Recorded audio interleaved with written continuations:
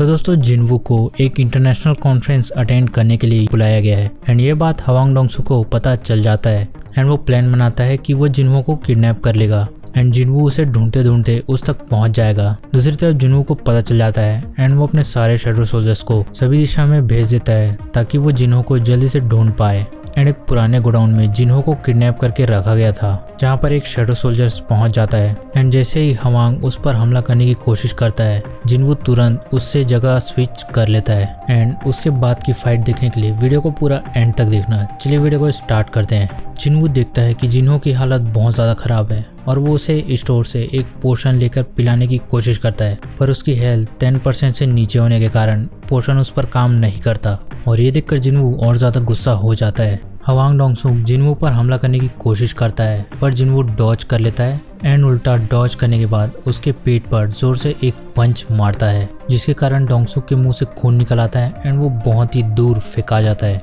हवांग की आंख खुलती है कि अचानक से जिनवू उसके पीछे पहुंच जाता है और उसके मुंह को पकड़कर जोर से पटक देता है और जिनवू बार बार उसे वैसे ही पटकते रहता है कि अचानक से थॉमस वहां पर पहुंच जाता है एंड कहता है कि वहीं रुक जाओ। थॉमस कहता है कि मैंने तुम्हें कई बार कहा कि उसे दूर रहना। वो ये भी पूछता है कि क्या डोंगसू कभी जिंदा है कि तुम उसे जाने दो और मैं इस बात को आसानी से जाने दूंगा। पर जिनवू अभी काफी गुस्से में है एंड वो कहता है कि अगर मैंने मना कर दिया तो क्या। और ये सुनकर थॉमस कहता है कि फिर तो ये रिक्वेस्ट बिल्कुल नहीं होगा, जिसके रिप्लाई में जिनवू कहता है कि ठीक है कोई बात नहीं और वो डोंगसू को हवा में उछालकर फेंक देता है। एंड डोंगसू अब अधमरा हो चुका है एंड वो सोच रहा है कि अब थॉमस को इस मामले में इंटरफेयर करना पड़ेगा। अब थॉमस आंड्रे और जिनवू आमने सामने खड़े हैं। थॉमस जिनवू से कहता है कि तुम्हें पता नहीं है मैं कौन हूँ, जिसकी रिप्लाई में जिनवू कहता है मुझे फर्क नहीं पड़ता कि तुम कौन हो। ये बात से थॉमस थोड़ा सा पीस ऑफ हो जाता है कि ये बंदा मुझे जानता है फिर भी ये ऐसा क्यों करना चाहता है। अब थॉमस जिनवू पर हमला करने के लिए आगे बढ़ता है। दूसरी तरफ थॉमस आंड्रे के गिल्ड वाले यहाँ पर पहुँच चुके हैं एंड उनकी मैनेजमेंट टीम भी यहाँ पर पहुँच चुकी है एंड वो लोग देखते हैं कि कोई चीज़ अचानक से उनकी तरफ बढ़ रही है एंड जैसे ही धुआं हटता है वो लोग देखते हैं कि थॉमस को किसी ने पीछे धकेल दिया। वो लोग थॉमस से पूछते हैं कि मास्टर आप ठीक तो है ना, जिस पर थॉमस कहता है कि तुम लोगों को यहाँ खड़े नहीं रहना चाहिए। अब जिनवू इग्रिस को ऑर्डर देता है कि जल्दी से जल्दी जिन्हो को पास के हॉस्पिटल में भर्ती करा दो एंड वो काइसल पर बैठकर निकल जाता है। अब थॉमस आंड्रे और उसकी टीम जिनवू और शैडो आर्मी के सामने खड़ी है। थॉमस हंसता है और कहता है कि आखिर मुझे कोई वर्दी ओपोनेंट मिल गया। अब मुझे हवांग से कोई फर्क नहीं पड़ता क्योंकि तुमने मेरे प्राइड को डैमेज पहुंचाया है और वो डैमेज तब ठीक होगा जब मैं तुम्हें मार दूंगा। थॉमस जिनवू से आखिरी बार कहता है कि अभी भी मौका है, अपनी गलती मान लो और मैं तुम्हें माफ कर दूंगा। पर जिनवू उसे मिडिल फिंगर दिखाता है जिससे थॉमस गुस्सा हो जाता है और थोड़ा सा पावर अप कर लेता है और उसे गालियां देता है। पावर अप करने के कारण थॉमस का शर्ट फट जाता है और वो जिनवू से कहता है कि तुम्हें इस बात का रिग्रेट होगा एंड भाई उसके पूरे बॉडी में मसल्स पंप हो जाते हैं। अब दोनों अपने अपने सोल्जर्स को आगे बढ़ने का ऑर्डर देते हैं और पूरे कंपाउंड में फाइट स्टार्ट हो जाती है। शैडो सोल्जर्स स्कैवेंजर्स गिल्ड के ऊपर भारी पड़ रहे हैं पर थॉमस शैडो सोल्जर्स को कुचलते हुए आगे बढ़ रहा है कि अचानक से टस्क शील्ड बनाकर उसे रोक देता है।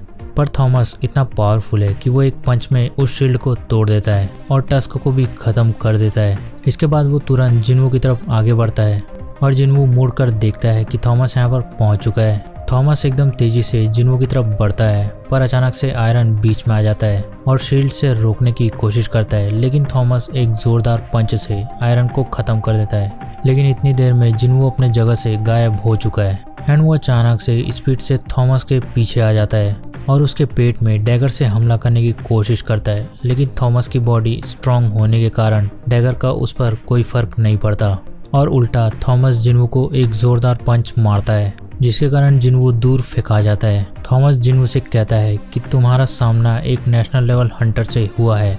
थॉमस अपनी साइकोकिनेसिस एबिलिटी यूज करता है और जिनवू को अपनी तरफ खींचने लगता है एंड ये देखकर जिनवू भी थोड़ा सा चौंक जाता है। थॉमस जिनवू से कहता है कि हमारे बीच के डिफरेंस को तुम फील कर पा रहे होगे, पर जिनवू उल्टा थॉमस पर रूलर्स अथॉरिटी यूज करता है और ये देखकर थॉमस एकदम चौंक जाता है कि क्या जिनवू उसे क्रश करना चाहता है। लेकिन जिनवू ने उसे एक जगह पर फिक्स कर दिया है और थॉमस समझ चुका है कि जिनवू उस पर तेजी से हमला करने की कोशिश कर रहा है और जिनवू एक जोरदार पंच थॉमस को मारता है जिससे थॉमस दूर फेंका जाता है और उसका खून निकलने लगता है।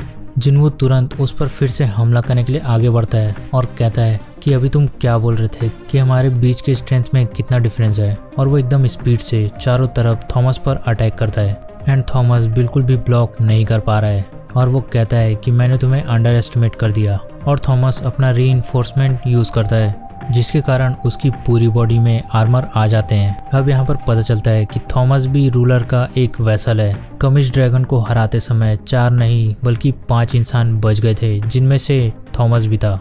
और अब थॉमस आंड्रे अपने फुल पोटेंशियल पर आ गया है। जिन्वू उसकी तरफ तेजी से बढ़ता है, पर थॉमस जमीन पर जोरदार हमला करता है जिससे पूरी की पूरी जमीन टूट जाती है। एंड वो ऐसा बार बार करने लगता है जिस कारण उस एरिया के सभी स्ट्रक्चर्स टूट जाते हैं एंड जिन्वू उछलकर दूर चला जाता है। अब थॉमस अपनी कैप्चर एबिलिटी यूज करता है जो एक तरह का ब्लैक होल है। एंड जिन्वू के सारे शैडो सोल्जर्स उस ब्लैक होल में खींचे चले जाते हैं। जिन्वू एक जगह पर स्पाइडरमैन की तरह लटक गया है और कहता है कि उस ब्लैक होल की स्ट्रेंथ तो काफ़ी ज़्यादा है। अगर मेरे पास रूलर्स अथॉरिटी नहीं होती तो मैं भी खींचा चला जाता। अब थॉमस एक ज़ोरदार ब्लास्ट करता है जिसके कारण उस जगह के बहुत सारे स्ट्रक्चर्स टूट जाते हैं एंड जिन्वू उस स्ट्रक्चर के टॉप में खड़ा हो जाता है। थॉमस बीचों बीच में खड़ा है एंड उसके आसपास की सारी चीज़ें ख़त्म हो चुकी है।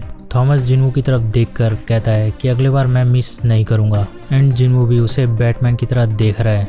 थॉमस तेजी से जिन्वू की तरफ बढ़ता है और उस पर अटैक करने की कोशिश करता है, पर जिन्वू थॉमस के सिर पर पैर रखता है और उसे एक लात मारता है जिससे जिन्वू उछल जाता है और थॉमस नीचे गिरने लगता है। पर गिरने से पहले थॉमस अपनी ब्लैक होल वाली एबिलिटी एक्टिवेट करता है और जिन्वू उसके रिप्लाई में रूलर्स टच यूज करता है जिसके कारण थॉमस उसकी तरफ खींचा चला जाता है। एंड ये देखकर वो भी थोड़ा शॉक हो जाता है कि क्या ये मुझसे डायरेक्ट फाइट करना चाहता है, जिस पर थॉमस कहता है कि ठीक है मैं तुमसे डायरेक्ट फाइट करूंगा। एंड वो अपने रीइंफोर्समेंट को फुल कर लेता है एंड दोनों के पंच आपस में टकराते हैं जिससे बहुत ही ज़्यादा शॉकवेव जनरेट होता है। पर थॉमस जिन्वू के सामने नहीं टिक पाता एंड वो दूर फेंकाते हुए एक बिल्डिंग में टकराता है, पर वो अभी हारा नहीं है एंड खड़ा हो उठता है। वो जिन्वू के ऊपर तुरंत हमला करता है पर जिन्वू डॉच कर लेता है एंड उसके सींग को पकड़कर उसके मुंह पर जोरदार लात मारता है। अब यहाँ पर स्कैवेंजर गिल्ड के मैनेजमेंट टीम देख रही है कि आखिर चल क्या रहा है, ये आखिर किस तरह के मॉन्स्टर्स है जो आपस में फाइट कर रहे हैं और इतनी ज़्यादा मैजिकल एनर्जी इनसे निकल रही है। अब वो लोग देखते हैं कि कोई चीज़ अचानक से उनकी तरफ तेज़ी से बढ़ी है एंड जैसे ही उनकी नज़र पड़ती है वो लोग देखते हैं कि जिन्वू बहुत ही तेज़ी से थॉमस को पीटे जा रहा है और उन्हें बिल्कुल भी विश्वास नहीं हो रहा था कि जिन्वू थॉमस आंड्रे को पीट रहा है। थॉमस कहता है कि एक मेज टाइप हंटर इतनी ज़्यादा पावर और स्पीड कैसे प्रोड्यूस कर सकता है। थॉमस ये भी सोच रहा है कि क्या मैं हार जाऊंगा, नहीं ऐसा नहीं हो सकता। थॉमस जिन्वू पर हमला करने की कोशिश करता है पर जिन्वू उसे ब्लॉक कर देता है एंड जिन्वू के कंटिन्यूअस अटैक से थॉमस का हेलमेट टूट जाता है और मार खाते खाते थॉमस कहता है तुम्हें क्या लगता है कि इतना काफ़ी होगा मुझे हराने के लिए। एंड जिन्वू उसके पीछे जाकर कोहनी से उसके सिर में मारता है और कहता है कि मुझे कोई फ़र्क नहीं पड़ता कि तुम कौन हो।